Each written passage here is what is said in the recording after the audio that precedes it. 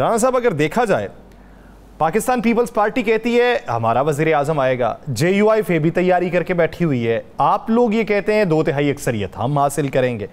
एक दूसरे को जलसों के अंदर जो है ना वो इलेक्शन की दावत दी जा रही है कि इलेक्शन करवा लें। सबसे पहला सवाल ये कि क्या तमाम इलेक्शन के हवाले से मुत्तफिक हैं? बिस्मिल्लाहिर्रहमानिर्रहीम। देखिए, कोalition जो है उसमें दीगर जमातें शामिल हैं। हर जमात का अपना स्टांस है और जिस तरह आप इलेक्शन की तरफ बढ़ेंगे और ये टेन्योर ख़त्म होगा तो मैं समझता हूँ हर जमात अपने मैनिफेस्टो को पिच करेगी, अपने मुद्दे की बात करेगी या अपने आप को आगे अवाम के सामने रखेगी। तो ये बयानात जो अभी मुख्तलिफ जमातें दे रही हैं और कोई कह रही है कि हमारे पास माशी प्लान है, तो कोई कुछ कह रही है, ये सब कुछ होगा क्योंकि इलेक्शन के अंदर हर एक ने अपना जो है वो मौक़िफ़ अवाम के आगे रखना है।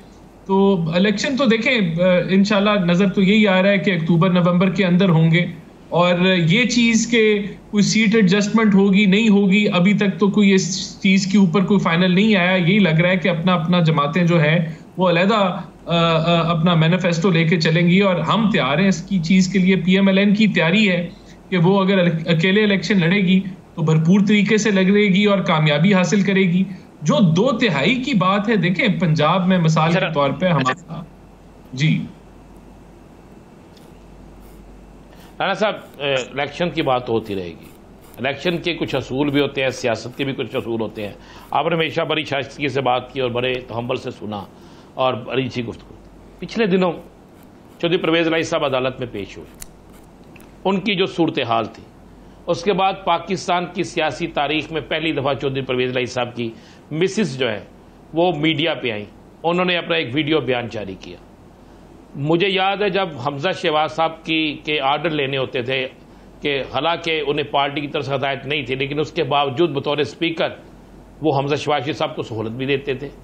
उसके अलावा जब पाकिस्तान से जलावतन हुए मियाँ नवाज शरीफ साहब और शहबाज साहब, तो हमजा शहबाज को बेइंतहा उन्होंने सहूलतें भी दी जिसकी वो इकरार भी करते हैं। तो ऐसी सूरत में आप क्या समझते हैं जो परवेज़ इलाही साहब के साथ हुआ? वज़ीर आला रहे हैं वो और एक सियासी ख़ानदान है, उनको ज़मीन पे सुलाना, उनकी मुलाकात ना होने देना, हुकूमत भी आपकी है, क्या ऐसा सियासी कल्चर होना चाहिए? देखिए, सबसे पहले तो हमजा साहब जो हैं उन्होंने 2 साल जेल में काटे और उनकी जो बेटी उन्होंने पैदाइश हुई और वो जब उन्होंने देखा तो वो 1.5 साल की या पता नहीं गालबन क्या एज, काफ़ी एज हो गई थी उनकी। तो हमारे पे जो जबर हुए वो सब ने देखे सुने। देखें, जो परवेज़ इलाही साहब ने, उनकी मैंने बातें सुनी जो उन्होंने मीडिया से की, वो उस तकलीफ़ का इजहार कर रहे थे कि एक जो जेल के अंदर तकलीफ़ें काटनी पड़ती हैं, लेकिन मेरे ख़्याल से मैं समझता हूँ कि जो एक कैदी के राइट्स होते हैं, अगर एज अ साबिका चीफ मिनिस्टर उनको B क्लास की जेल अलॉट होनी चाहिए कानून के मुताबिक, तो मैं समझता हूँ उसमें कोई हर्ज नहीं है। लेकिन अगर ऐसा कोई कानून नहीं है, मैं क्योंकि जेल मैनुअल को अच्छे तरीके से नहीं समझता, तो जो उन्होंने कंप्लेंट्स की वो अनकंफर्टेबल चीज़ें थीं जो उनको महसूस हो रही थी जेल के अंदर। शायद सब जो जेल के अंदर मौजूद होते हैं उनको इसी तरह ही फैसिलिटीज़ जो उनको मिल रही थी वही इनको मिल रही थी। तो ये मुझे नहीं पता कि कोई उनकी कोई वायलेशन जो है जेल मैनुअल की नहीं हुई। हाँ, वो अनकंफर्टेबल थे, तकलीफ में थे, जो जेल के अंदर कभी नहीं जाता वो यही चीज़ें महसूस करता है। लेकिन मैं समझता हूँ कि उनकी जो मेडिसिन की हद तक वो उनको मुहैया होनी चाहिए, अगर घर से वो मिल जाएं। अच्छा राणा साहब, निगरान हुकूमत जो होती है ना वो गैर जानिबदार होती है।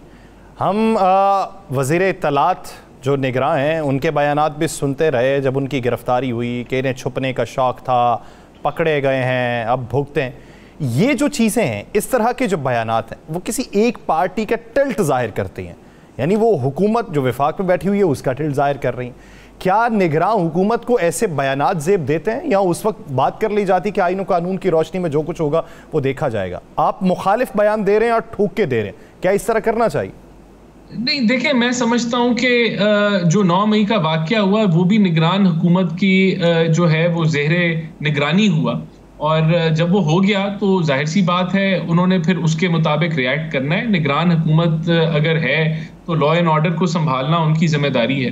देखें, मैं समझता हूं कि जो उनका बयान था परवेज इलाही साहब का, उसके अंदर कोई ऐसी चीज का तज़किरा उन्होंने नहीं किया कि उनकी कोई राइट्स वायलेट हो रही थी। वो उन्होंने कहा मुझे वॉशरूम तक नहीं जाने दिया गया, मुझे मेडिसिन नहीं फराहम की गई, मेरे सर के ऊपर, मेरे चेहरे के ऊपर एक बल्ब लगाया जाता रहा जिससे मैं सो नहीं पाता था। तो ये सारी बातें तो उन्होंने की।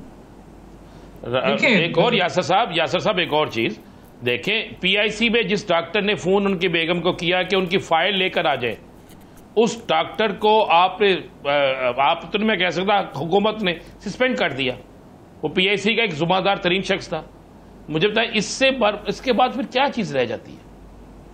देखिए, इसमें मेरे ख्याल से कि डॉक्टर डायरेक्टली क्या अहले खाना से रब्ता कर सकता है, या उसका प्रोसीजर है कि अगर कोई कैदी जो है उसकी कोई मेडिकल कंडीशन है तो उसकी रिपोर्ट्स कैसे मंगवाई जानी है या क्या तरीका कार है, ये सारे उस चीज़ के अंदर मामला आते हैं। लेकिन मैं फिर रिपीट करूंगा कि कैदी की कोई भी जो राइट्स हैं एज अ प्रिजनर वो उसको मिलनी चाहिए है, उसकी मेडिकल केयर होनी चाहिए है।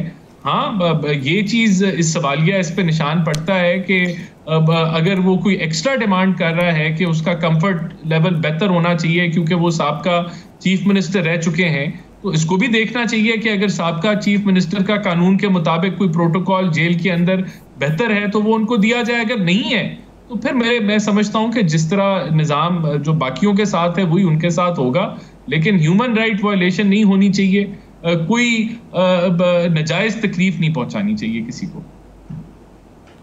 राणा साहब जी। अच्छा जी, राणा साहब आप कह रहे हैं कि अक्टूबर नवंबर में इलेक्शन, 16 तो अक्टूबर में बनते हैं, इलेक्शन कमीशन ने भी 8 अक्टूबर की डेट दी थी, आपकी जमात भी 8 अक्टूबर पे, हुकूमत भी 8 अक्टूबर पे, तो फिर अचानक अब नवंबर की आवाज़ें आना क्यों शुरू हो गई हैं? क्या कबल वक्त आप असम्बली तहलील करने जा रहे हैं? बिल्कुल, ये जो राइट है, ये इस वक्त की जो हुकूमत है उसके पास है कि वो हफ्ता पहले या चंद दिन पहले जो है वो असेंबली डिसॉल्व कर सकते हैं और उस तरीका कार के मुताबिक फिर 90 दिन के अंदर इलेक्शन होगा। तो ये ऑप्शन तो मौजूद है और इसका इस्तेमाल किया जा सकता है। अच्छा राना एहसान साहब, यासर अगर आप इजाजत दें, एक सवाल कर लो, अगर आप इजाजत दें। जी जी जी जी राना साहब। यासर अगर आप इजाजत, तो राना साहब फिर ये इख्तियार भी उन लोगों, दोनों हुकूमतों के पास मौजूद था कि वो अब जब चाहते असम्बली तहलील कर सकते थे, फिर आप उस पर तो तनकीद करते थे, इस पे आके आपका इख्तियार ठीक है? नहीं, देखिए, वो तो 63A की जो गैर आईनी तशरीह की गई और जो एक एजेंडा चल रहा था जहां मुशावरत जो है वो जनरल बाजवा से की गई, जो साबका चीफ ऑफ आर्मी स्टाफ थे, कि मैं असेंबलियां तहलील कर लूं तो मुझे इलेक्शन मिल जाएगा। और वो देखें, वो मुल्की मफाद के अंदर वो मामला नहीं हुआ है कि आप सिर्फ इस जिद में कि मैं अभी पॉपुलर हूं तो मैं फौरन इलेक्शन करा दूं। तो ये सारे जो जवाब थे वो बनते नहीं थे कि आप असेंबलियां डिसॉल्व करें। फिर खुद चीफ मिनिस्टर साहब असेंबली डिसॉल्व नहीं करना चाहते थे, और अब तो वैसे ही ये सवाल एक मैं समझता हूं कि ये बनता है पूछना कि अगर बाकी जमहूरियत में बिलीव करते तो ना वो नेशनल असेंबली से इस्तीफा देते और बाहर निकलते, वो अपोजिशन लीडरी का रोल अदा करते। और आज अगर KPK की और पंजाब की हुकूमत इनके पास होती तो आज उनकी सियासत कहाँ होती?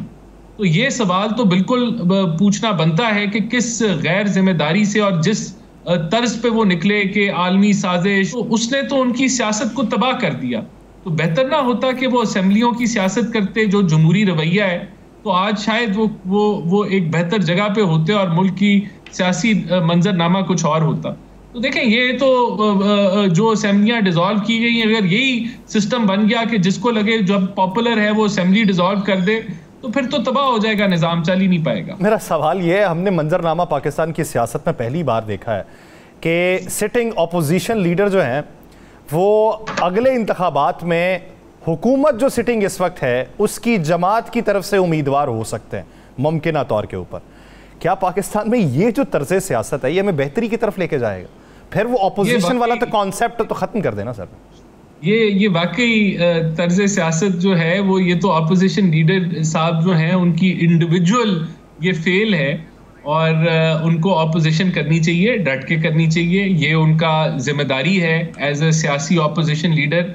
अगर वो ये ख्वाहिशमंद हैं कि वो किसी जो गवर्नमेंट की जमात का हिस्सा बनना चाहते हैं, तो ये मेरे ख्याल से इसके ऊपर जो है वाकई हैरानकुन सी ये बात है, लेकिन पता नहीं ये अभी फाइनल भी चीजें हुई हैं या नहीं हुई। लेकिन एक ऑपोजिशन लीडर का तो फर्ज है कि वो हकीकी मानों में ऑपोजिशन करे। अच्छा, आप समझते हैं वो ऑपोजिशन लीडर हैं? आज दिल पे हाथ रख के बताइएगा।